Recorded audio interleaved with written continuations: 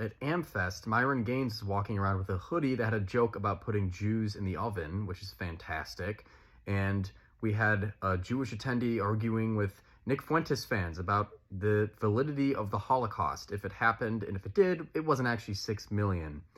And on top of that, you have people like Tucker Carlson platforming Hitler-loving, self-proclaimed racist Nick Fuentes, elevating all of this crap.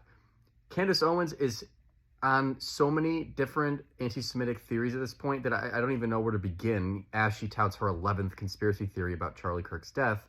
Megyn Kelly won't condemn any of this at all, and if you point that out, she immediately plays the victim. But somehow Ben Shapiro's the problem in all of this for pointing it out? Really? There's a huge difference between cancellation and criticizing bad ideas. And these aren't just bad ideas. There's a difference between having different political preferences and good versus evil. Again, if we're talking about anti-Semitism and actual people that call themselves white nationalists, plenty of whom I saw at AmFest, that is a moral evil. And we actually have a moral obligation to call that out. That is not a political difference. That is evil. And it should be called out by name, which is what Ben Shapiro did. But suddenly he's so divisive for doing that. How could he? It's like, really? You don't think the problem is the divide happening by platforming anti-Semites, by questioning all things Israel all the time, by platforming white nationalists, by coming up with conspiracy theories about Charlie Kirk's death? I mean, like, you don't think that's divisive? But noticing it is, and saying something about it is.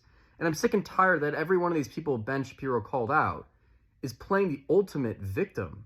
How dare you deplatform me, said Tucker Carlson when he walked on stage. He pretended like, oh, it's a Charlie Kirk event. It's so weird. People are calling for my deplatforming.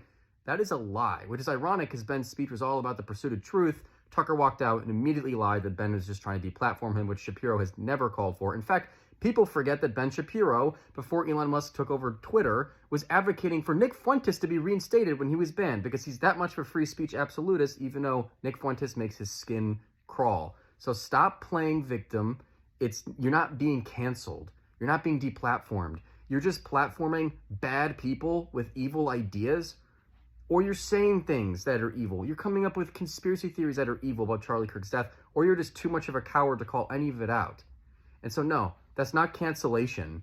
That is free speech functioning in a healthy way of criticism.